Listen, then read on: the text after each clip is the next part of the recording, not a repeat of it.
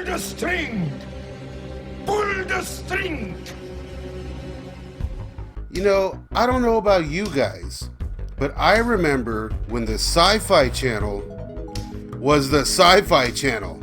I mean, the first time I saw Evil Dead was on the Sci-Fi Channel in the 90s, believe it or not. Like, the network used to be in my regular viewing rotation. From what I remember, aside from the obvious TV shows, we also got many genre films shown as well. In particular, aside from the Evil Dead, I remember first seeing The Guyver, Robot Jocks, Tales from the Dark Side, Return of the Living Dead, and even The Toxic Avenger on the channel. In fact, it was when watching Return of the Living Dead that I was duped into thinking that it was a sci-fi original movie. Now, I don't really remember why I thought that, but maybe it's because the channel would eventually premiere films and make some of their own originals. And sometimes these films were sequels to older properties, more often than not, produced by a third party and just sold to the company. And that's exactly what happened with the Return of the Living Dead franchise, with the films Necropolis and Rave to the Grave, respectively. As well, as other films like Pumpkinhead, and in my opinion, none of them are really worth your time. But one film produced by Sci-Fi themselves at one time did act as a pseudo-sequel to not one, but two films. A pseudo-sequel that goes out of its way to do one hell of a job, in my opinion. And due in no small part to my dog, Corey Feldman. We had Freddy vs. Jason, Alien vs. Predator, hell, even Dollman vs. the Demonic Toys. But this time, the demonic toys meet their match.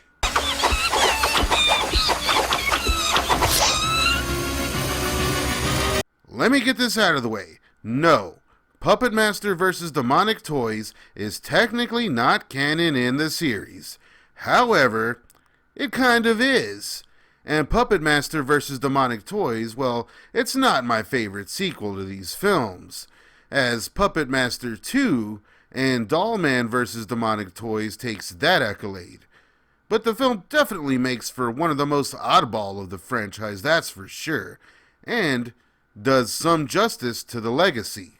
Puppetmaster vs. Demonic Toys tells the tale of Andre Toulon's great-grandnephew Robert Toulon, here played by Corey Feldman, where he and his niece are attempting to recreate the serum that brings the puppets back to life. Meanwhile, an evil corporation working with the demonic toys is attempting to gain this serum for a Christmas Eve massacre. Now, a lot actually happens in this movie. We get some pretty cool additions to the puppets about midway through the film, and we even get demon resurrections. Oh, and how can we forget Corey Feldman in an old man wig? I mean, I am all in here. And honestly, well, Feldman is miscast, but I always love the guy's performances regardless, and he's well aware of the film he's in here. In fact, tonally and aesthetically, this one really sets itself apart from the rest of the franchise's offerings, making it for just such a strange addition to the franchise. The tone is a lot lighter, and more attempts are made at jokes and whatnot, something that was inserted when cult film director Ted Nicolau came on board. And while the film may be admittingly a little hard to get through at times, it is still an entertaining holiday romp, albeit, the obvious red-headed stepchild of the bunch. Something that was basically unavoidable here.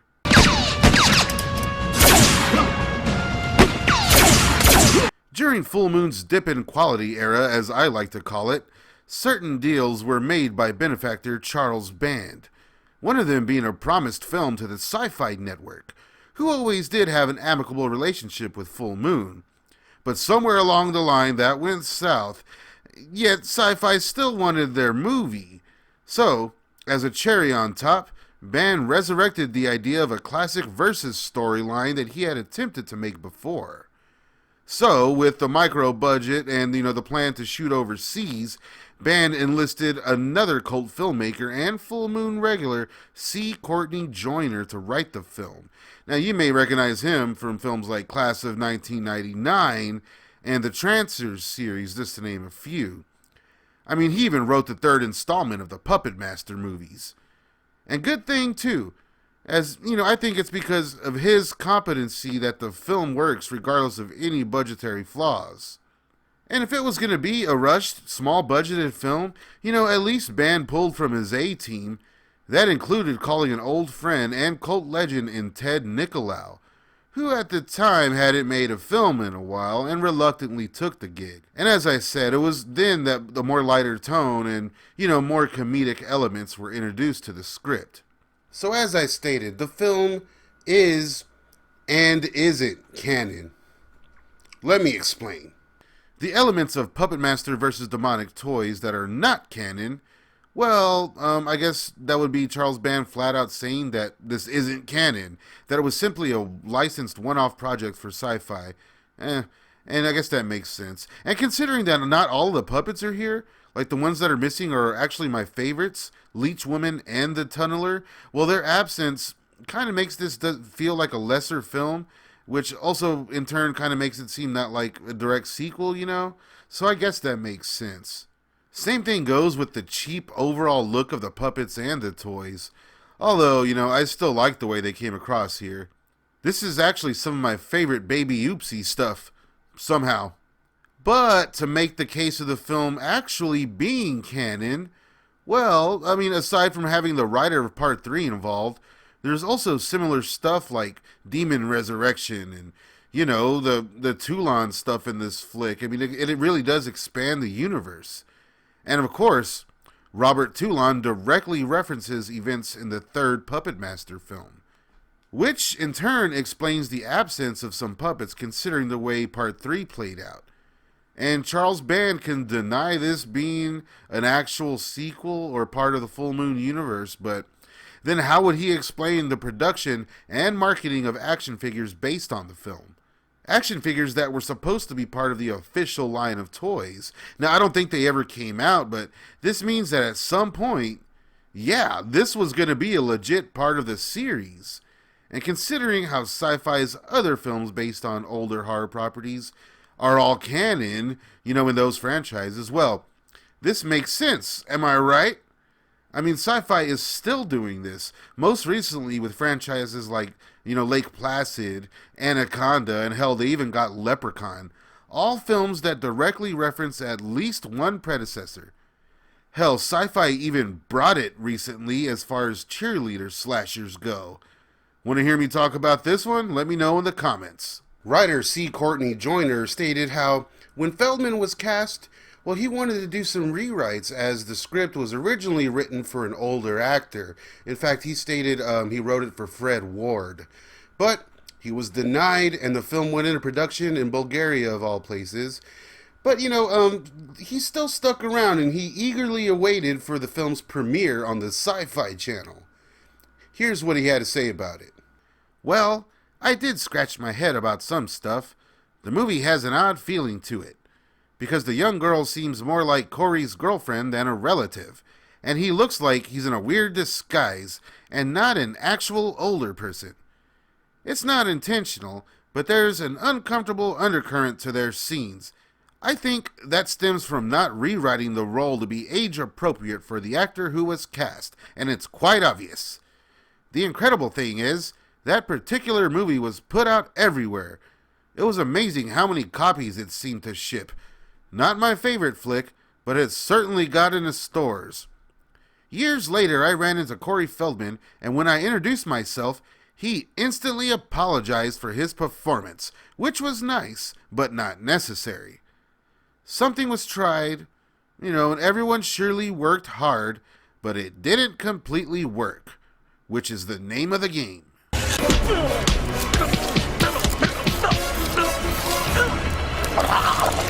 So while I consider it canon, I guess it isn't. And I'm assuming that's due in no small part to shady dealings, or maybe that's just the way Sci-Fi operated back then, who knows. But overall, I still think it's a pretty cool movie. Here's what director Ted Nicolau had to say about it.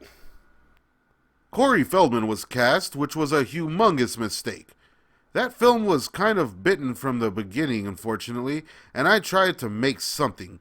Basically, the script that had been written by Courtney Joyner had some novelty in it, and, the whole Christmas theme.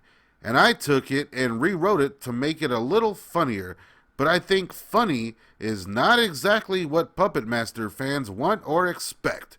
Whatever kind of cheapness the DP might have here, I always appreciated a good cinematographer, somebody who can bring atmosphere to even a low-budget film.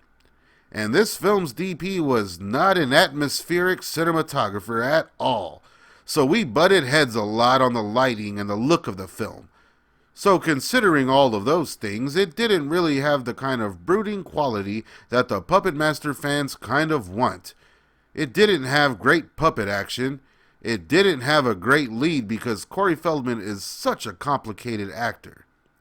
It was really a mistake, that film.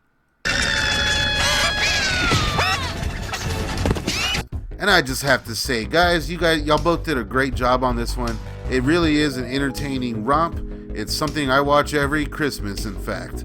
I thought about waiting to cover this film for Christmas, as it is indeed a Christmas movie. But hey, it's Staunchoween, and I wanted a little preview for this December, which will be the return of a very Corey Christmas. Join me for that. So until then, it is still Staunchoween, and I will be covering some of the Two Corey's horror outings. Let me know what you want to see next. I'll be covering Watchers soon. It should be a good time. And also, let me know what you think about Puppetmaster versus the Demonic Toys. Check it out. It's on Tubi. We have spooky videos all month long, guys. It is Staunchoween. And please like, comment, and subscribe. Liking and commenting really helps appease the algorithm gods. Something that is truly horrifying this Halloween season.